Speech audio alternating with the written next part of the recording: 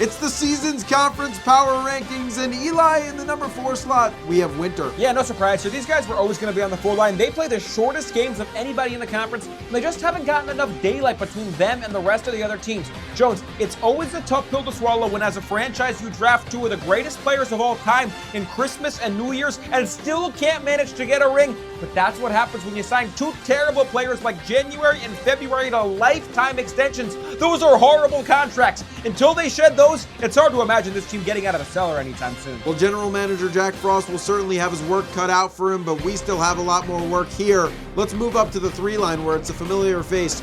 Autumn. Yeah, these guys have really fallen off in recent years, and Leafs have changed styles so much it's had an impact on the rest of their roster. Look, they got a great big 3. Start of football season, Thanksgiving, and Halloween, maybe the best in the country. But Jones, the rest of this team just isn't that great. Their star player first day of school is so inconsistent. Sometimes he's amazing, sometimes he's not so good. Until he gets more consistent, this team's going to be stuck in the 3 spot. Well, that top 2 has been the same since this conference was founded in 4.3 billion BC, but our power rankings have spoken, Eli, and in the 2 slot, it's summer. Yeah, I think this is actually a deserved spot for these guys. Yes, they have a ton of upside.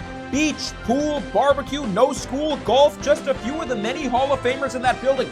But Jones, the older this team gets, the less talented they are, and we still got to talk about some of the holes in that locker room. They're still missing that sports presence. Yes, World Cup shows up every 4 years and plays for them, but in the off years, it's kind of a weak group. And Jones, we all know hot weather is a star. He plays a lot. But Jones, when he plays too much, I think it's actually an overwhelming presence on the court. People want to see him until he's actually there. I think this is a deserving 2 seed. They're not number 1. And that means at number 1, it's going to be the current defending champions of the conference, the powerhouse, led by head coach Easter Bunny.